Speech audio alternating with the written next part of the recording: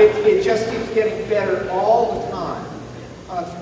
You know, up until a few years ago, most of us thought that when people talked about New Year's celebrations, that happened when it was cold outside. That happened, you know, somewhere at the end of December, 1st of January. And then we were honored to have Clemson influences that said, we're talking New Year about money. And so it's a happy fiscal year. And honestly, I have to say this is a good thing to celebrate. The fundraising that happened during this fiscal year on behalf, in the main, of our students, who in many instances would not be able to attend this institution, or would not be able to attend it, and then upon completion, be in a place in which they could relatively rapidly generate the benefits of having attended this institution. Literally scores and perhaps hundreds of students are affected by the generosity and the hard work of people in this room, and quite frankly, people throughout this community and throughout the campus. Just to make sure that I don't say things inaccurately. At the end of this fiscal year noted what I believe to be the largest contribution by faculty and staff in the history of this institution. That nearly 85% of faculty and staff of this institution gave in some way to the betterment of this institution financially to the foundation, raising this year in excess of $120,000. And I would match the 85% participation rate for faculty and staff at this institution, not only with any institution in the state, but any institution in the nation. And it's the kind of figure, it's the kind of data point that ought to give each of us a great deal of pride of our collective contribution to the success of our students. So I think you should give yourselves a hand.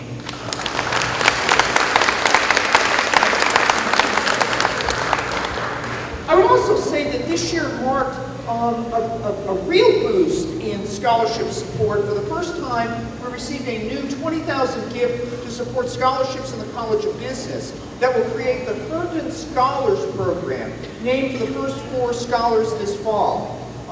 And if you haven't had an opportunity to read about the Herndon family and their mark in developing an economic tradition of success in the African American community around the turn of the 20th century that continues to today, I would certainly encourage you to do so, because it is a mark of success that our students in the future will draw upon because of the generosity of that foundation. I would also announce that we had, this is pretty amazing, we had a 267% increase in need-based scholarships over the last 2 years at this institution. Funds that we didn't have, that we now have to help our students who are in financial need. I'd also say that, and this is pretty cool, about a month ago, some unnamed donors offered $20,000 in additional need-based scholarship funds for this fall to help students get completed, to fill in a gap for students who could not get registered in this fall without some dollars to support the filling of that gap. And the $20,000 challenge was made that within a month, those $20,000 would be matched against $20,000 if we could raise it here. I will say that I had daily missives from Vice President Trolsta of how we were doing, how we weren't doing some days. But I am here to announce that as of 8 minutes ago, our goal was met, and in fact, $22,000 was met to match the $22,000 that had been provided as a gift, which means $42,000 will be available for 25 to 35 students in the fall to make sure that they'll be with us this fall. And so I want to give people a hand.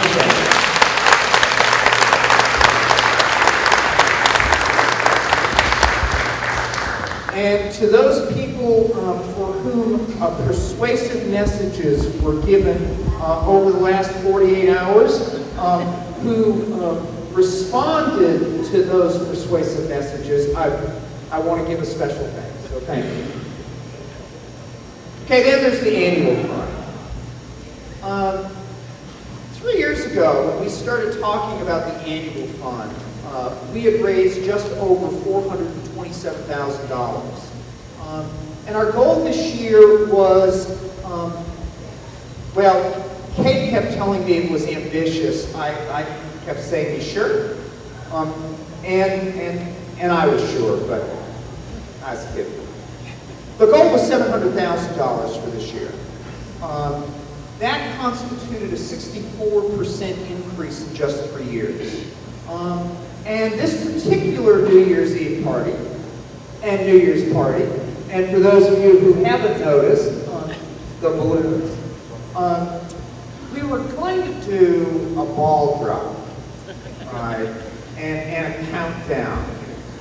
But there are some sensors that have been put up here that would send strange messages to various first responding agencies in the area. We've been told that the balloons are sensor safe. But if you should hear some alarms in a few minutes, just blame Heinz and continue to eat. But we're going to do a countdown, and then, do we have someone with, look who's in charge of the countdown machine. Way to go! A big hand, a big hand.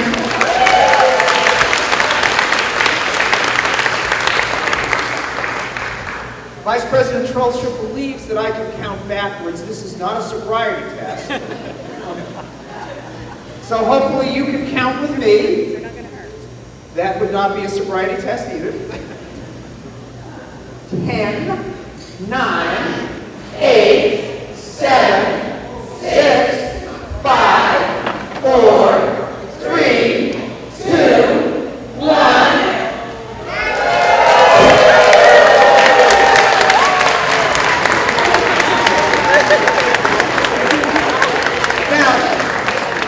Now that number is likely to be a little larger by the time the checks in the mail are confirmed to be checks in the mail. But just, if we just think about it, that reflects a nearly 65% increase in support in just over 2 years. We have members of our foundation board who, quite frankly, unlike me, they're not paid to do the kinds of things that are so important for the support of this institution. And if you will sort of work with me, I saw our chair, who also is celebrating no longer being chair as of today, Tim Crawford.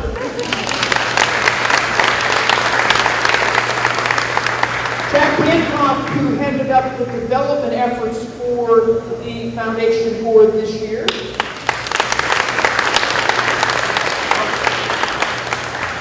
Leonard Moreland, who hasn't been chair for a while, so is likely to be recruited to do that at some time.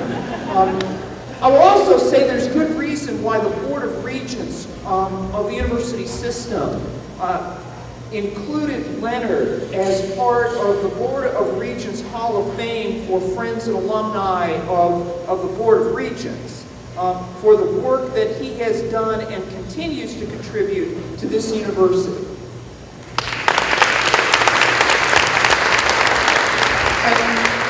Did some other board members sneak in while balloons were falling down? I don't think so. At any rate, I'm incredibly appreciative. We're incredibly appreciative. And to the everyday work of people at this institution, whose dedication really makes the phrase, dreams made real, not a slogan, but an opportunity and a reality every day. And so I am between those, probably between many of you and seconds, and certainly between you and ice cream. And so I want to thank you for being here. I want to thank you for all you've done. I want to thank Paige Goldstra, whose leadership in this effort has been incredible.